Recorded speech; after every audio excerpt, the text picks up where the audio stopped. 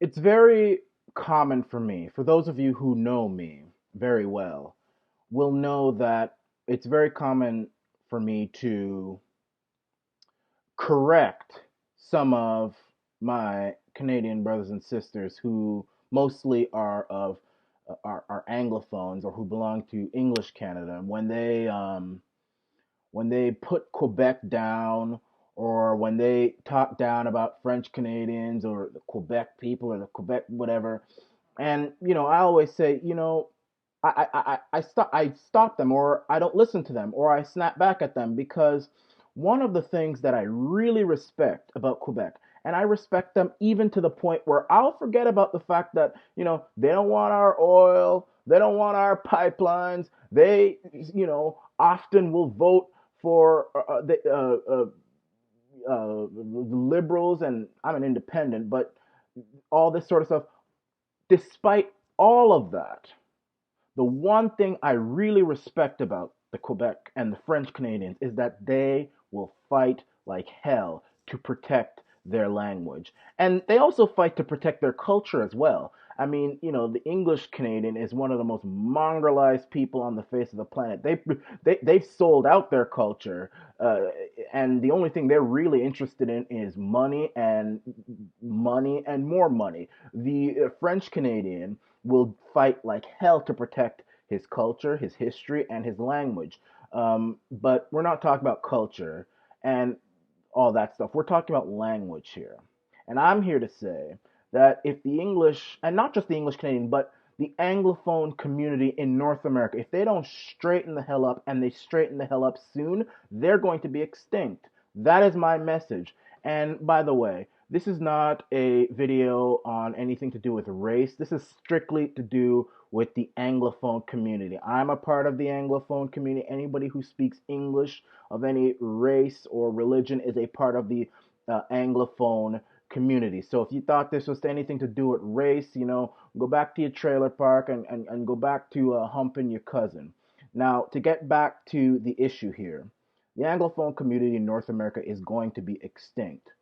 Now, for those of you who don't know, there are three countries on mainland North America. And when I say mainland North America, I'm not including the islands, Jamaica, Bermuda, Bahama Islands, Grenada. I'm only talking about mainland North America, where you could drive from Nunavut or Northwest Territories all the way down to Panama.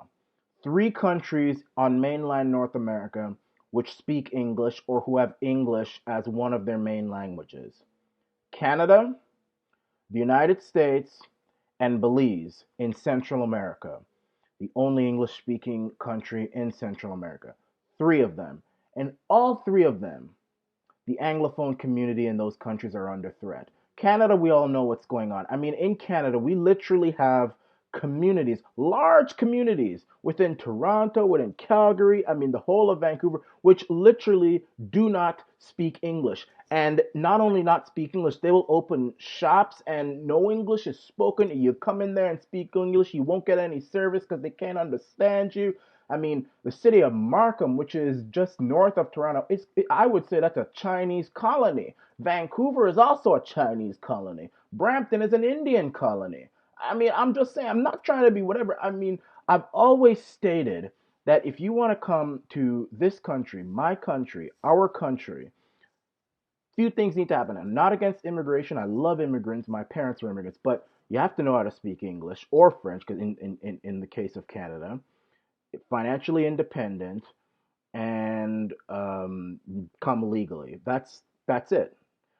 America, we see what's happening in America. I mean, with illegal immigration, Trump's trying to do that. He's doing the best he can, but really, the Democrats aren't cooperating with him. I mean, but you also have communities, large, significant communities and cities where many or most of the population cannot speak English. I mean, Los Angeles, for crying out loud. You got people who've lived in Los Angeles, white people, black people who have lived there since the 1700s, who can trace their history to the 1700s, and they go into store after store, and there's no, they can't get service. It's only English. The Chinese don't like them.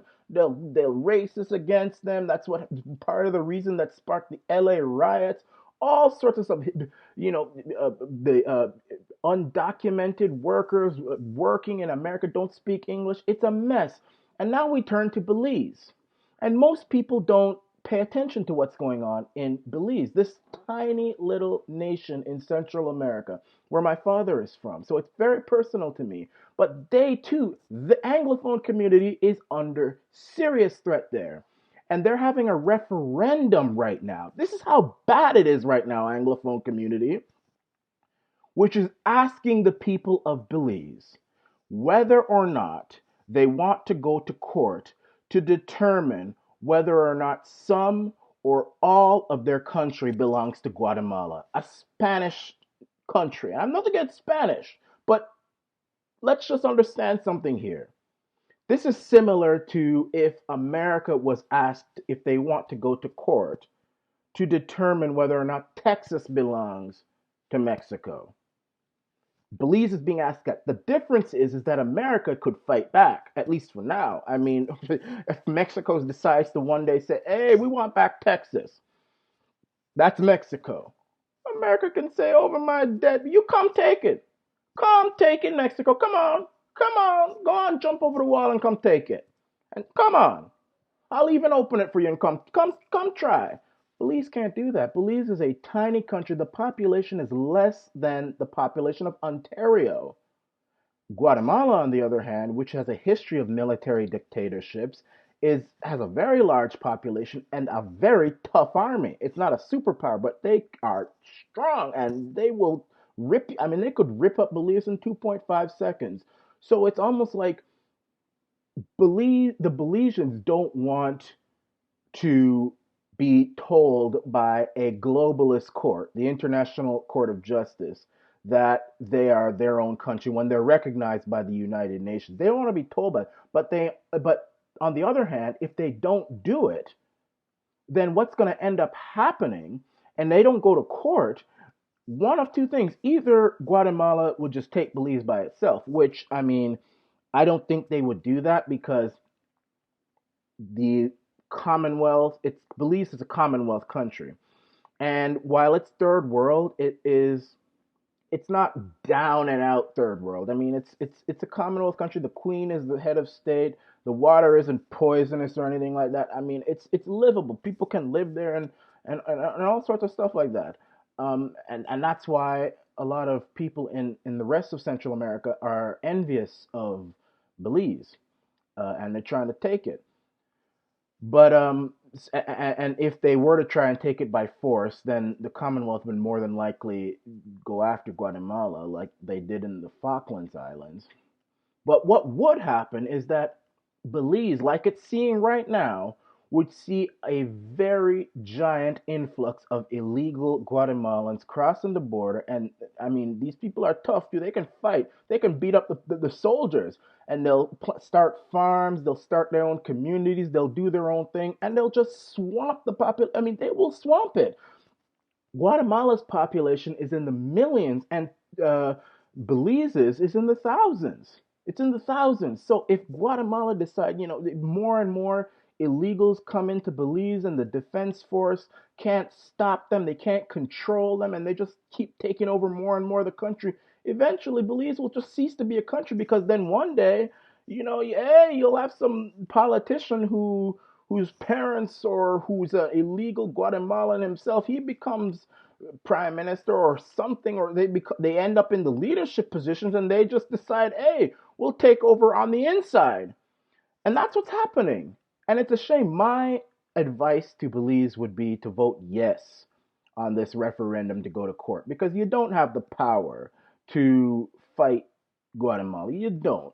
If it's America, it's a different story, but you don't have the power, Belize. So go to yes. You're recognized by the United Nations. I'm not saying the United Nations is good, but you're recognized by them. So if you're already recognized by them, it's very unlikely that the ICJ would say, no, you're not a country, or a piece of your country should go to Guatemala, because that would go against, I mean, I'm pretty sure that the United Nations runs the ICJ. So really just vote yes, go to court, and you'll be set for life. But if you vote no, then you really don't have any support. You don't have anything other than the UN saying that you're a country, but and they haven't really followed that.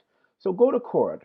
But the Anglophone community is under threat. I mean, I don't know if they need to start a study or some organization, help the Anglophone Fund, some sort of to donate money, American Red Cross, but it's happening. I will tell you, in the next few years, maybe 20, 30 years from now, the continent of North America is going to be complete. It's going to be the Spanish. It's going to be Spanish.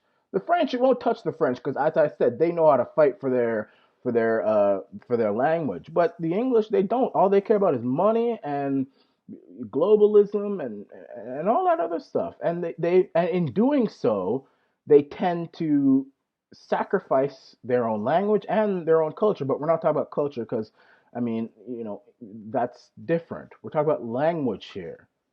So, hey, you English community out there, come on now. Come on. Come on, grow a set. You're dying here. You are going extinct. You're going more extinct than the dodo. I'm going to call National Geographic to help y'all. So do something. This is the Arana Nation.